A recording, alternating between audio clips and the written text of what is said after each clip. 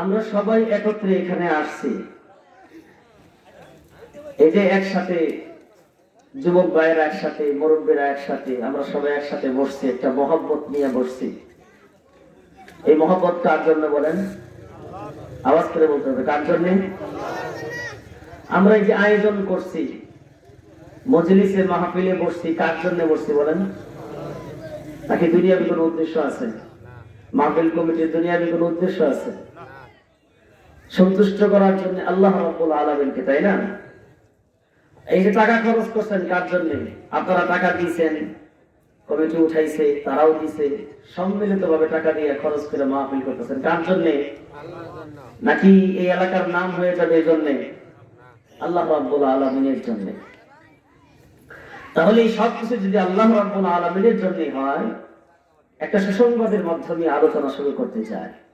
সুসংবাদটা শুনতে সবাই রাজি আছেন? ইনশাআল্লাহ। রাজি থাকলে লড়াচড়া দিয়া ঠিকের জায়গায় ঠিক, বেঠিকের জায়গায় বেঠিক বলতে পারবেন তো ইনশাআল্লাহ? সুবহানাল্লাহ, আলহামদুলিল্লাহ। এলাকায় আছে তো? বাপ দেখে বোঝা যায় নাই, কারণ মুখ আর সাফা জানলে বাঁধছেন। সুবহানাল্লাহ, ঠিক বেঠিক বলতে গেলে মনে হয় সমস্যা হবে। সমস্যা হবে না তো ইনশাআল্লাহ? আল্লাহ রাসূল সাল্লাল্লাহু আলাইহি সাল্লাম হাদিসের মধ্যে ইরশাদ করেছেন, ওয়াজাবাত মাহাব্বাতি লিল মুতাহাব্বিনা ফিয়া ওয়াল মুতাজালিসিনা ফিয়া ওয়াল মুতাজাবিরিনা ফিয়া ওয়াল মুতাবাযিলিনা ফিয়া। তিল্লাহ বল সুবহানাল্লাহ। হইল না? আর জোরে বলতে হবে। রাসূল সাল্লাল্লাহু আলাইহি ওয়াসাল্লাম ইরশাদ করেন, ওয়াজাবাত মাহাব্বাতি লিল মুতাহাব্বিনা ফিয়া ওয়াল মুতাজালিসিনা ফিয়া ওয়াল মুতাজাবিরিনা ফিয়া ওয়াল মুতাবাযিলিনা ফিয়া। এবার না বুঝতে সুবহানাল্লাহ লাগছেন, তাই না? বুঝতে সুবহানাল্লাহ আরো জোর হবে, তাই না? নবী করিম সাল্লাল্লাহু আলাইহি ওয়াসাল্লাম হাদিসের মধ্যে ইরশাদ ফরমান, এলাকাবাসী ভাইরা আমার, মনের কান দিয়ে কথাগুলো শুনবেন। আল্লাহর রাসূলের হাদিসে তরজমা আপনাকে শোনাইতেছি। রাসূল সাল্লাল্লাহু আলাইহি ওয়াসাল্লাম চার শ্রেণীর মানুষকে সুসংবাদ দিয়েছেন। সুসংবাদটা কি? চার শ্রেণীর মানুষটা কারা কারা শুনে নেন। আপনারা কোন শ্রেণীর মধ্যে আছেন? আল্লাহর রাসূল সাল্লাল্লাহু আলাইহি ওয়াসাল্লাম বলেন, লিল মুতাহাব্বিনা ফিয়া।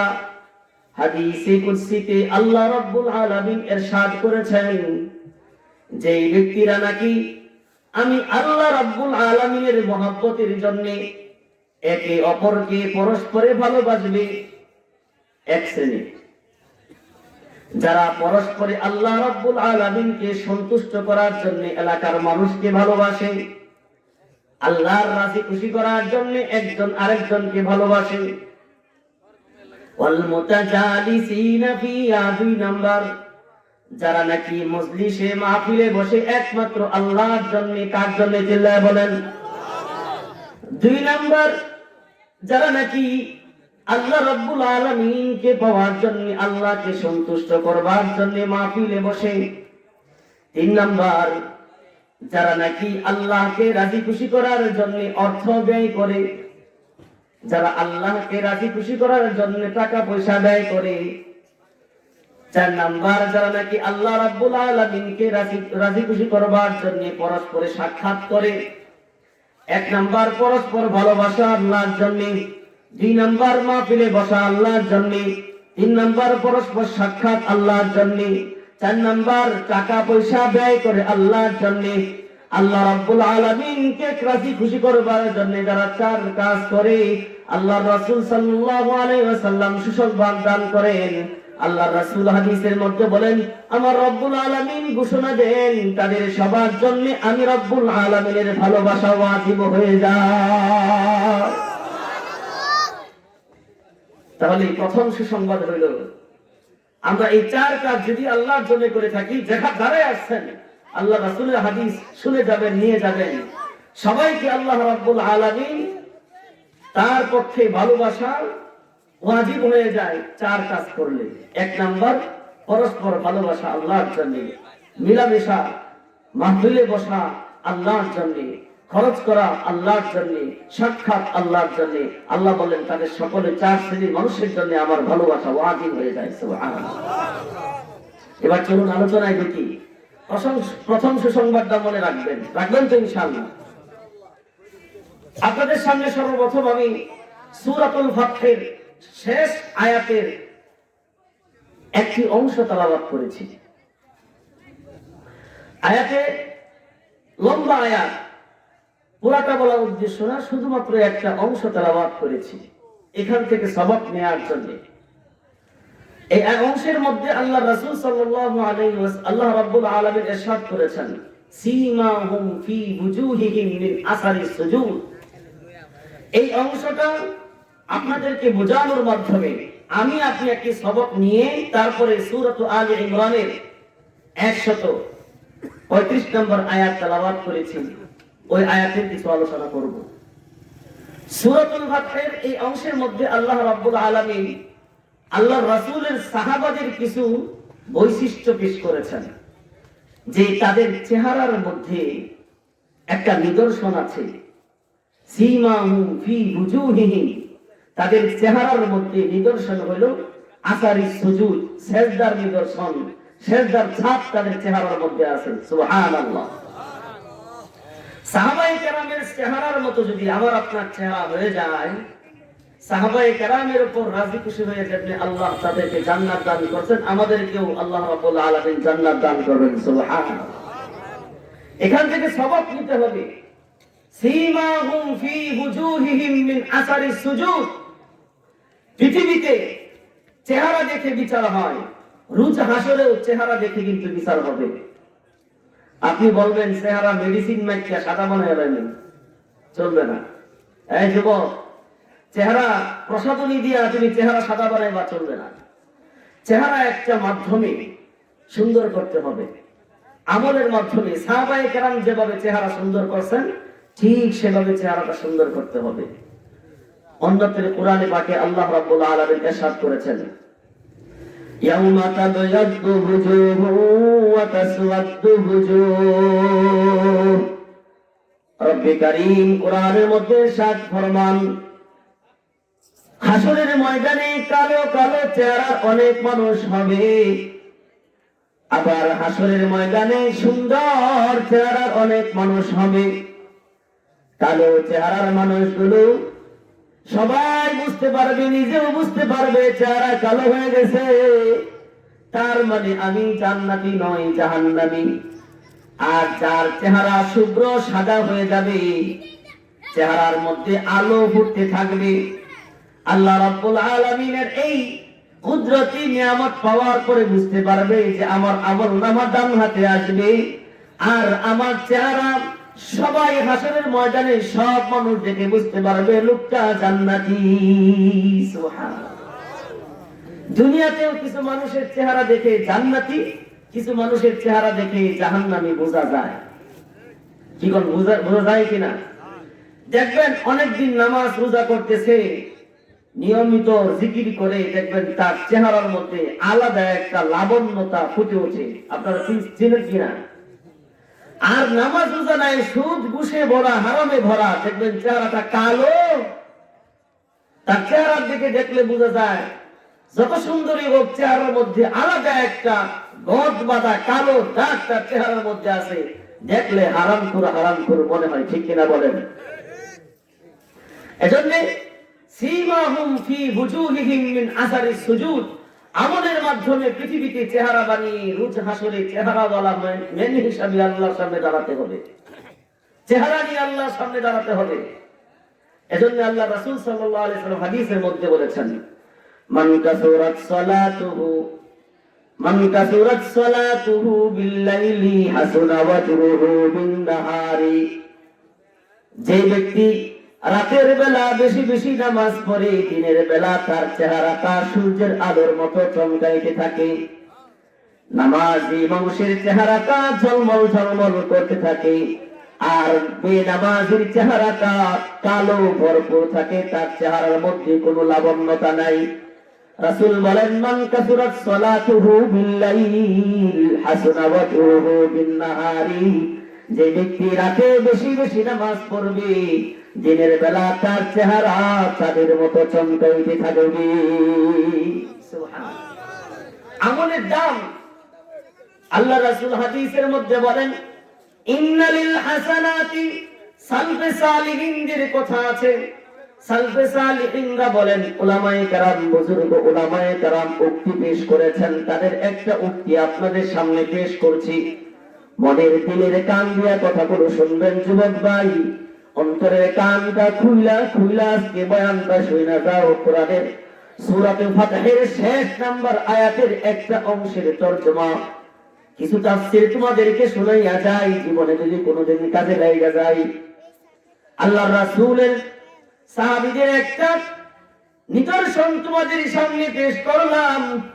আল্লাহর রাসূলের সাহাবীর নিদর্শন হইল, তাদের চেহারা দেখলে পরে সবাই বুঝতে পারে তার চেহারার মধ্যে নামাজের দাগ আছে।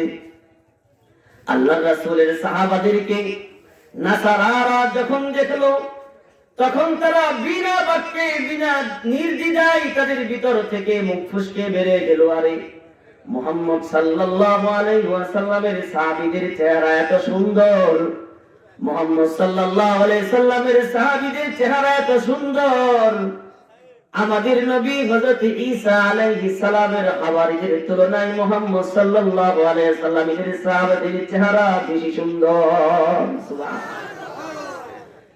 আমাদের নবী হযরত ঈসা আলাইহিস সালামের সাথী বর্গ যারা ছিল, আরবিতে তাদেরকে কোরআনের ভাষায় হাওয়ারি বলা হয়, আর মুহাম্মদ সাল্লাল্লাহু আলাইহি ওয়াসাল্লামের সাথী বর্গদেরকে কোরআনের ভাষায় সাহাবী বলা হয়। ঈসা আলাইহিস সালামের সহচরদের বলা হয় হাওয়ারি, আর নবী সাল্লাল্লাহু আলাইহি ওয়াসাল্লামের সহচরদের বলা হয় সাহাবী। তো ঈসা আলাইহিস সালামের উম্মতেরা বলেন যে আমাদের নবীর হাওয়ারিদের তুলনায় মুহাম্মদ সাল্লাল্লাহু আলাইহি সাল্লামের সাহাবীরা অনেক অনেক বেশি দামি। সুবহানাল্লাহ। শুধু তাই না, বনি ইসরাইলের অনেক নবীদের থেকে আপনাদের দাম অনেক বেশি। যদি নবীজির উম্মত হইতে পারেন, যুবক, তোমার দামটা অনেক বেশি হয়ে যাবে। তুমি যদি উম্মতি মুহাম্মাদি হইতে পারো, মডেল তুমি কাকে বানাও, স্মার্ট ম্যান তুমি কাকে খুঁজো, লাইফস্টাইল তুমি কাকে ফলো করো, নবীজি মুহাম্মাদুর রাসূলুল্লাহর লাইফস্টাইল যদি ফলো করো, মুহাম্মাদুর রাসূলুল্লাহর জীবন আদর্শ যদি খেয়াল করো, তার মতো চুল কাটো, তার মতো টুপি রাখো, তার মতো দাড়ি রাখো, সারা বিশ্বের সকল সৌন্দর্য তোমার সামনে ম্লান হবে। নবীজি সাল্লাল্লাহু আলাইহি ওয়াসাল্লামের মতো সুন্দর, তার মতো সাজুগুজু পৃথিবীতে কিয়ামত পর্যন্ত আর কেউ করতে পারবে না। কাজেই আল্লাহর রাসূলের সাহাবীদের পরে সালফে সালিহিনরা বলে গেছেন, ইন্নালিল হাসানাতি নূরান ফিল কলবি ওয়া দিয়াআন ফিল ওয়াজহি ওয়া সাআতান ফির রিজকি ওয়া মাহাব্বাতান ফি কুলুবিন নাস সীমাহুম ফি বুজুহিহিম এর ব্যাখ্যায় সালফে সালিহিনদের একটা উক্তি আপনাদের সামনে পেশ করি। সালফে সালিহিনরা বলেছেন, কেউ যদি নেক আমল করে, ভালো আমল করে, নেক আমল কেউ যদি করতে পারে, তাহলে তার চারটা উপকার আছে। নেক আমলের কয়টা উপকার চিল্লায় বলেন? নেক আমল একটা করবে, নেক আমল করনে ওয়ালা নেককারদের সাথে সাথে আল্লাহ রাব্বুল আলামিন চারটা উপকার তাকে দুনিয়াতেই দান করবেন। এক নাম্বার উপকার, ইন্নালিল হাসানাতি নূরান ফিল কলবি, নেক আমল করনে ওয়ালার অন্তরটা, মরা অন্তরের মধ্যে আলো জন্মাইতে থাকে। সুবহানাল্লাহ। নেক আমল করলে অন্তর নূরান ফিল কলবি, আমার আগের বক্তা কলবের ব্যাখ্যা দিয়ে গেছেন, ইংলিশে হার্ট আর আরবিতে কলব, হৃদয়। নেক আমল করলে পরে অন্তরের মধ্যে আল্লাহ রাব্বুল আলামিনের নূর পয়দা হয়। চিল্লায়া বলেন সুবহানাল্লাহ। নেক আমল করতে কারা কারা রাজি আছি? দেখি দুই হাত দেখি। লিল্লাহি তাকবীর, সুবহানাল্লাহ, বলেন সুবহানাল্লাহ।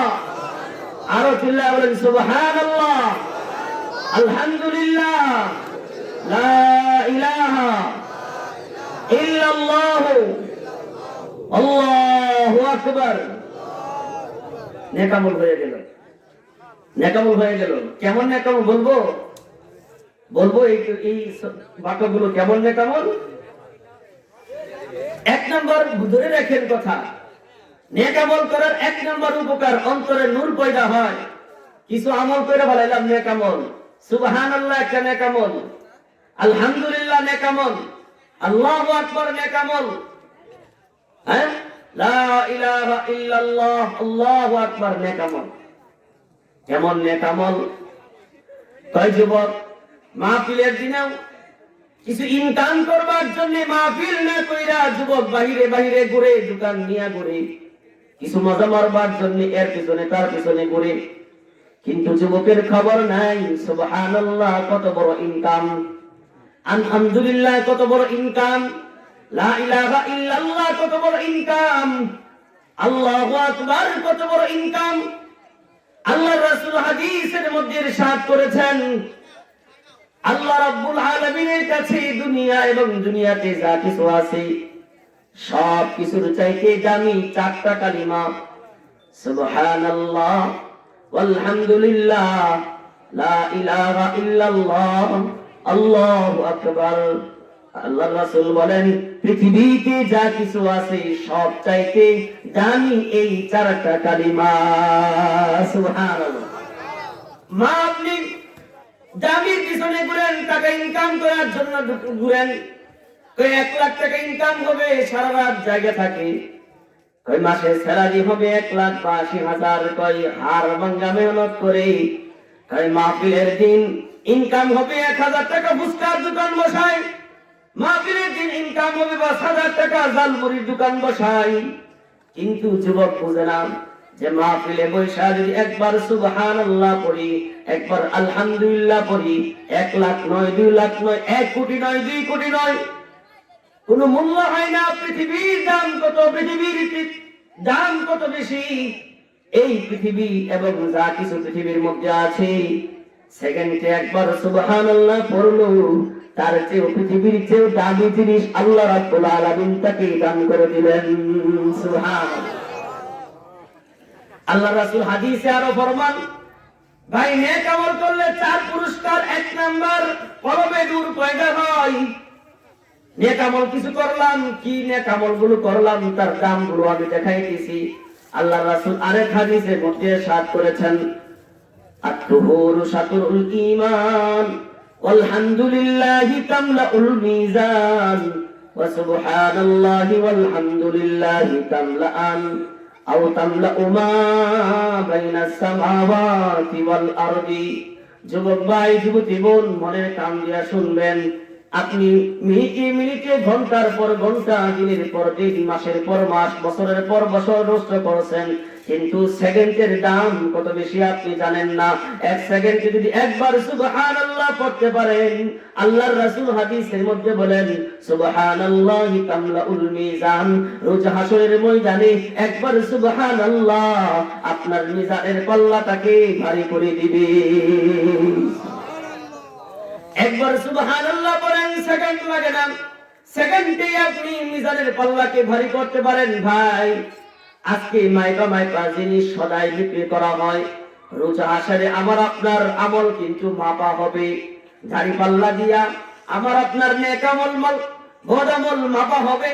আল্লাহ রাসূল বলেন সুবহানাল্লাহি তামলাউল মিজান, নেক এই সুবহানাল্লাহটা মিজানের পাল্লাকে ভরে দিবে।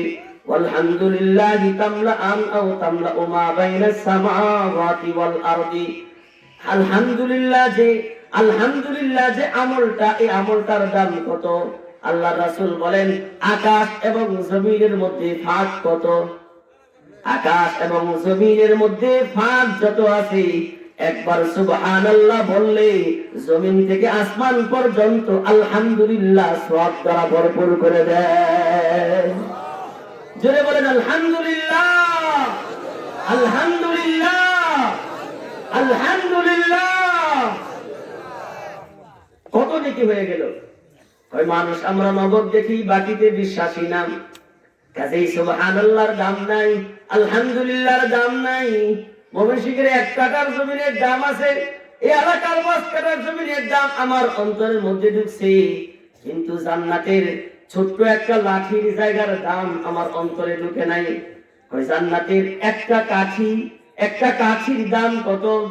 একটা কাঠি সমপরিমাণ 1 আঙ্গুল পরিমাণ মোটা, 1 হাত পরিমাণ লম্বা, এমন একটা কাঠি লম্বা লাঠি জায়গার দাম কত জানেন? আল্লাহ রাসূল সাল্লাল্লাহু আলাইহি ওয়াসাল্লাম বলেন যে মাওজাউ সাওতিন ফিল জান্নাতি খায়রুম মিনাদ দুনিয়া ওয়া মা ফিহা। ও ভাইরা আমার, গিরিধরপুর এই এলাকার জমিনের দাম কত? ময়মনসিংহ শহরের জমিনের দাম কত? ঢাকা শহরের জমিনের দাম কত? গুলশানের জমিনের দাম কত? সারা বিশ্বের মধ্যে সেরা দেশটাকে মনে করি আমেরিকা, হোয়াইট হাউসের দাম কত? আল্লাহ রাসূল সাল্লাল্লাহু আলাইহি সাল্লাম হাদিসের মধ্যে বলেন মাওজাউ সাওতিন ফিল জান্নাতি খায়রুম মিনাদ দুনিয়া ওয়া মা ফিহা। কই পৃথিবী দরকার নাই, পৃথিবীতে যদি লক্ষ কোটি হোয়াইট হাউস হয়ে যায়, লক্ষ কোটি আমেরিকা ইংল্যান্ড যদি হয়ে যায়, যত উন্নত রাষ্ট্র হয়ে গেছে সব যদি উন্নত হয়ে যায়, তাহলে জান্নাতের একটা লাঠি পরিমাণ জায়গার দাম পৃথিবী হতে পারে না। সুবহানাল্লাহ। অথচ আল্লাহ রাসূল বলেন তুমি জান্নাত তো পাইবা, একবার সুবহানাল্লাহ বলবা, সাথে সাথে আল্লাহ তোমাকে একটা জান্নাত দিবেন। কেমন জান্নাত? কয় এক জান্নাত, এমন জান্নাত, জান্নাতে এক সুবহানাল্লাহ বলার বিনিময়ে আল্লাহ রাসূলের সাহাবী আবু হুরায়রা দুনিয়াতে গাছ লাগায়, পিছন দিয়া আল্লাহ রাসূল গিয়া বলেন আবু হুরায়রা কি করো? গাছ লাগায়। তোমাকে তার চেয়ে বড় উত্তম গাছের কথা বলে দিব। আল্লাহ রাসূলের সাহাবী বলেন বলে দেন। আল্লাহ রাসূল বলে দেন। আল্লাহ রাসূল বললেন তুমি একবার যদি সুবহানাল্লাহ পড়ো, তাহলে পৃথিবীর এই গাছ কেন, জান্নাতে তোমার জন্য, জান্নাতের তোমার বাগানে আল্লাহ একটা গাছ লাগাইবেন। কই কেমন বড় জানোনি? কই একটা গাছ লাগাইবেন, এই গাছের ছায়াটা আরবের তাজা একটা গুড়া 500 বছর দৌড়ায়াও ওই গাছের ছায়া শেষ করতে পারবে না। তাহলে কতবার সুবহানাল্লাহ পড়তে পারি? কতবার সুবহানাল্লাহ বলে আমি কত গাছ লাগাইতে পারি? যুবক এত গাছ দিয়া করবো কি? আমার বাপের তো একটা গাছও নাই। আরে ভাই, মার পেটে থাকতে তোমাকে বলা হয়েছিল যে দুনিয়াতে আসো, এই দুনিয়া থেকে তুমি সামনে একটা দুনিয়াতে যাইতেছো। মার পেটের দুনিয়া থেকে বের হয়ে তুমি একটা দুনিয়াতে ঢুকতেছো। এই দুনিয়াতে তুমি যেই দুনিয়াতে আসো, ওই দুনিয়াতে যাওয়ার পরে তুমি এমন একটা বড় বড় ফল খাইবা, যে ফলটা তোমার বর্তমানের দুনিয়ার চাইতেও অনেক বড় বড় হবে। কোন যুবক ভাই হাত তুলেন তো দেখি? কোন যুবক ভাই মায়ের পেটে থাকতে এই কথাটা বিশ্বাস করছেন? হাত তুলেন। মায়ের পেটে থাকতে বিশ্বাস করছেন? মায়ের পেটে থাকতে এই কথা বিশ্বাস করছেন? মন দিয়ে কথা শুনবেন। মায়ের পেটে বলা হয়েছে যে আপনি যে দুনিয়াতে আছেন, পরবর্তী সামনে এমন একটা দুনিয়াতে যাবেন, এর চেয়ে বড় বড় ফলই খাবেন। আছে না নাই? মায়ের পেটে বড় বড় কাঁঠাল আছে না, তরমুজ আছে না, ফল খাইতেছেন। এখন আমি কেন কথাটা বললাম? এই যে বর্তমান স্মার্ট যারা নিজেদেরকে মনে করে, যুবক স্টাইল যুবক যারা নিজেদেরকে মনে করে, তারা ভাবে যে এত গাছ দিয়ে করবো কি? এই গুরুত্বটা বোঝানোর জন্য তোমাকে একটা উদাহরণ দিলাম। গুরুত্ব কতটুকুন দেখো। এই দুনিয়াতে তোমার জন্য একটা, এই গ্রামটাই যথেষ্ট হয়। এই গ্রামটাই তোমার কাছে অনেক বড় মনে হয়। যেমন মায়ের পেটের পৃথিবীটাকে তোমার কাছে অনেক বড় মনে হয়েছে, এই এলাকাটাকে গিরিধরপুর তোমাদেরকে অনেক বড় মনে হয়। ময়মনসিংহ শহর, ময়মনসিংহ জেলা অনেক বড় মনে হয়। আর বাংলাদেশ তোমার কাছে অনেক বড় মনে হয়। পৃথিবী তোমার কাছে অনেক বড় মনে হয়। যুবক ভাই, স্মার্ট যুবক ভাই, শুনে রাখো, জান্নাতে সর্বনিম্ন একজন জান্নাতীকে আল্লাহ যে জান্নাতটার মালিক বানাবেন, ওই মালিক জান্নাতটা তোমার এলাকার মতো না, বাংলাদেশটার মতো না, পৃথিবীটার মতো না, এই পৃথিবীটার মতো আরো 10টা পৃথিবীর সমান হবে। তাহলে এই পৃথিবীতে থেকে এই পৃথিবীর চাইতে 10 গুণ বড় জান্নাত পেতে কারা কারা রাজি আছে? দুই হাত দেখি। লিল্লাহি তাকবীর।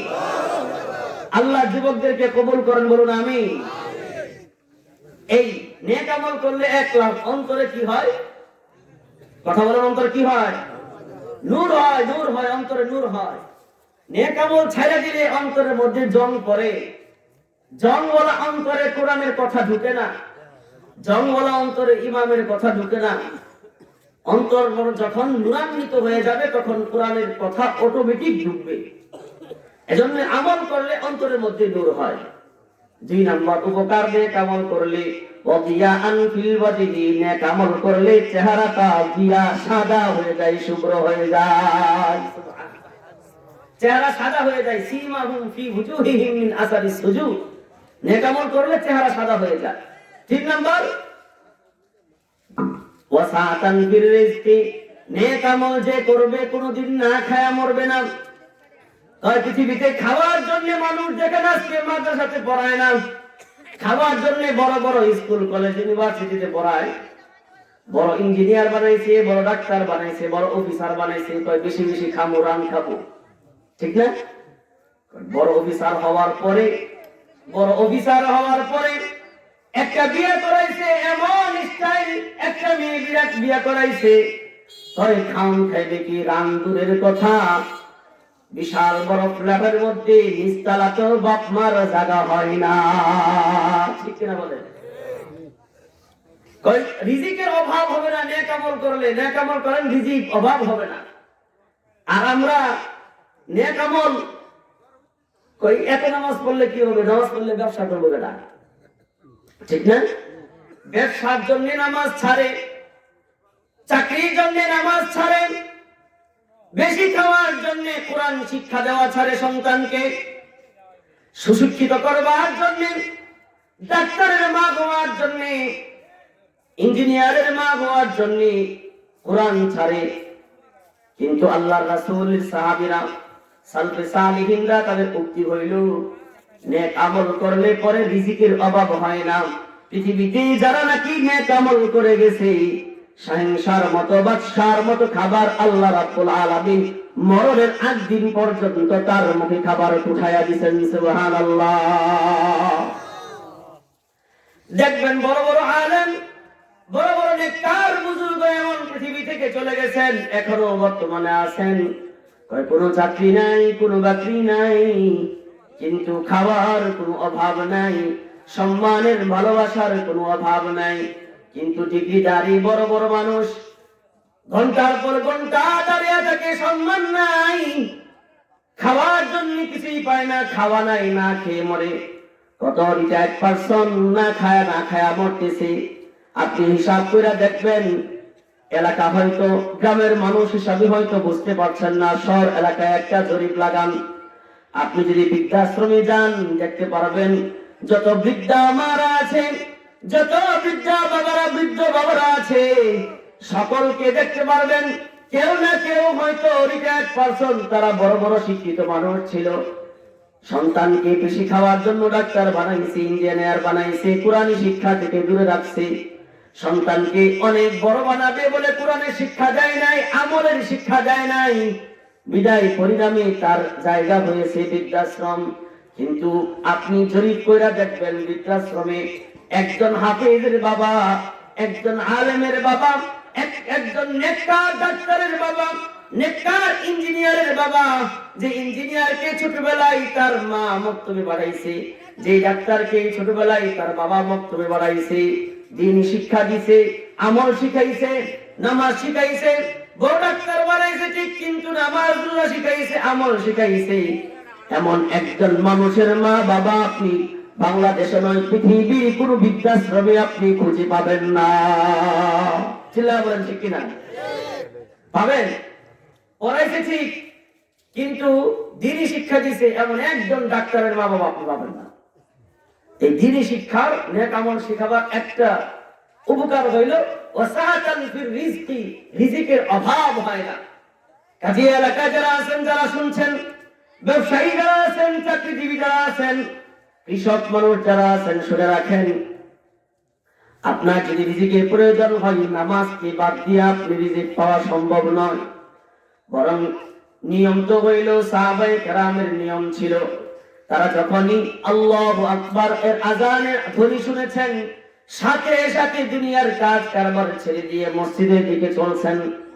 আমরাও যদি ওই সাহাবায়ে কেরামের জীবনটাকে গঠন করতে পারি, ফজরের আযান শোনার সাথে সাথে ক্ষেত খামারে নয়, বরং আল্লাহর জায়গায় আল্লাহর ঘরে হাজিরা দিয়া, আল্লাহর ঘরে হাজিরা দিয়ে আমি আল্লাহর কাছে বলবো, আমি গেলাম, তোমার দায়িত্ব, আমার দায়িত্ব কাজ করা, আর তোমার দায়িত্ব কাজের সব ফসল আমাকে দিয়ে দেওয়া। চাকরিতে গেলাম, বের হইলাম, আল্লাহ বলেন যে ব্যক্তি নাকি দিনের শুরুতে নামাজ পড়লো আর আমার উপর দায়িত্ব ভার ফেলে দিল, আল্লাহর রাসূলের হাদিসের মধ্যে আছে, হাদিসে কুদসিতে আল্লাহর রাসূল সাল্লাল্লাহু আলাইহি ওয়াসাল্লাম দিন কেমনে শুরু করবেন এই কথাটাও শিখায়া দিয়েছেন। মা বোনেরা কেমনে প্রতিদিন শুরু করবেন, যুবক কেমনে দিনগুলো শুরু করবা, ও বুড়া বাবারা আপনারা কেমনে দিনের সূচনা করবেন শুনেন। আল্লাহর রাসূল হাদিসে কুদসিতে ইরশাদ করেছেন, আল্লাহ রাব্বুল আলামিন বলেন, ইয়া ইবনা আদম ইরকালি আরবা রাকাতিন মিন আউয়ালিন নাহার, ইয়া ইবনা আদম ইরকালি আরবা রাকাতিন মিন আউয়ালিন নাহার আকফিকা আখিরাহু। আল্লাহর রাসূল বলেন, ও গৃহধরপুর মানুষ, এলাকার মানুষ, ভাই বোনেরা শুনেন, দিন শুরু করবেন কেমনে? আল্লাহ রাব্বুল আলামিন ডাক দিয়া বলেন, ও বনি আদম, তোমরা শুনে রাখো, দিনের শুরুতে ইরকাহালি আরবা রাকাতিন মিন আউয়ালিন নাহার, দিনের শুরুতে আমার জন্য 4 রাকাত নামাজ পড়বা। চিল্লায় বলেন কয় রাকাত? আরো জোরে বলেন কয় রাকাত? সরাসরি আল্লাহ বলছেন, ও বনি আদম, ও আদম সন্তান, নারী পুরুষ, দিনের বেলায় শুরুতে 4 রাকাত নামাজ পড়বা। যদি এই 4 রাকাত নামাজ দিনের শুরুতে আমার সামনে আদায় করতে পারো, আল্লাহ রাব্বুল আলামিন বলেন, বিশ্ব জগতের মালিক বলেন, দোকানের মালিক বলেন, ক্ষেত খামারের মালিক বলেন, চাকরির মালিক বলেন, অফিস আদালতের মালিক বলেন, বাংলাদেশের মালিক বলেন, গোটা পৃথিবীর মালিক বলেন, আরশ কুরসি লৌহ কলম, 7 আসমান 7 জমিনের মালিক বলেন, দিনের শুরুতে 4 রাকাত পড়লে, মা ও ভাই, আপনি যদি দিনের শুরুতে 4 রাকাত বলেন, আল্লাহ বলেন আকফিকা আখিরাহু, সারা দিনের সব কিছুর দায়িত্ব আমি আল্লাহর হয়ে গেল। দিনের শুরুতে 4 রাকাত পড়েন, দিনের শেষ ভাগ পর্যন্ত দায়িত্ব কার বলেন? ওই দিনের শুরুতে 4 রাকাত যদি পড়তে পারেন, নামাজ আমল যদি 4 রাকাত পড়তে পারেন, আল্লাহ রাব্বুল আলামিন বলেন, তোমার কি লাগবে? আজকে তোমার একটা মামলা সলভ করা দরকার, আমি দায়িত্ব নিলাম, মামলার ব্যবস্থা আমি করে দিব। তোমার আজকে 10,000 টাকা দরকার, আমি দায়িত্ব নিলাম, তুমি শুধু 4 রাকাত পড়ে আমার কাছে হাজিরা দিয়া যাও। 10,000 নয়, তোমার যদি 10 লক্ষ নয়, 10 কোটি যদি প্রয়োজন হয়, ঈমানটা মজবুত রাখা যদি 4 রাকাত নামাজ পরিপূর্ণ করতে পারো, তোমার জন্য 10 কোটি টাকার ব্যবস্থা আমি আল্লাহ করে দিব। ও মা আমার, অতীতে একদিন এমন ছিল যে সময়টাতে আমার মারা দিন শুরু করতেন 4 রাকাত নামাজের মাধ্যমে। পুরুষেরা দিনের বেলা নাস্তা খেয়ে বাড়ি থেকে বের হয়ে যাইতো, ক্ষেত খামারে চলে যাইতো, অফিস আদালতে চলে যাইতো, ব্যবসা বাণিজ্যে চলে যাইতো, স্বামীকে ভাইকে বাবাকে বিদায় দেওয়ার পরে ঘরের রানী মহিলারা জায়নামাজে দাঁড়াইয়া 4 রাকাত নামাজ পড়তো।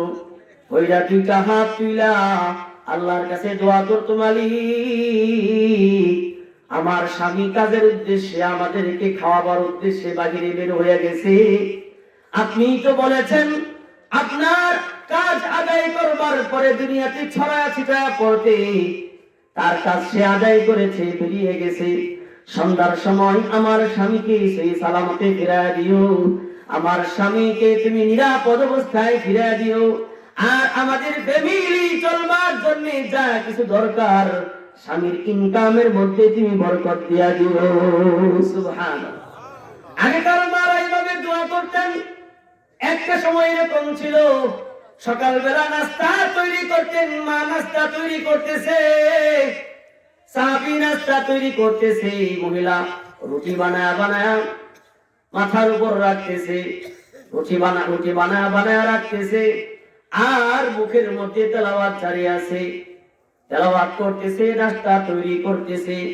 নাস্তা তৈরি শেষ হয়ে গেছে, মা নাস্তা তৈরি যখন শেষ হয়ে গেছে, মা ডাক দিয়ে বলে, ও বোন নাও নাও, সকালবেলার নাস্তাও তৈরি হয়ে গেল, আমি আল্লাহর বান্দির কোরআনের 3 পারাও তেলাওয়াত হয়ে গেছে। সুবহান। আমাদের কার মা বলেন, কার বোন বলেন এরকম নাস্তা তৈরি করতে করতে 3 পারা তেলাওয়াত হয়ে যায়? এরকম আছে কেউ?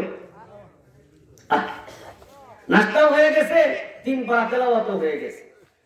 বোন আপনি, মা আপনি পুরা কোরআন শরীফ পারেন না, ঠিক আছে, পৃথিবীতে বাংলাদেশে এমন কোন মুসলমান নাই যে মুসলমান কুল হুয়াল্লাহর সূরা পারে না, ঠিক কিনা বলেন?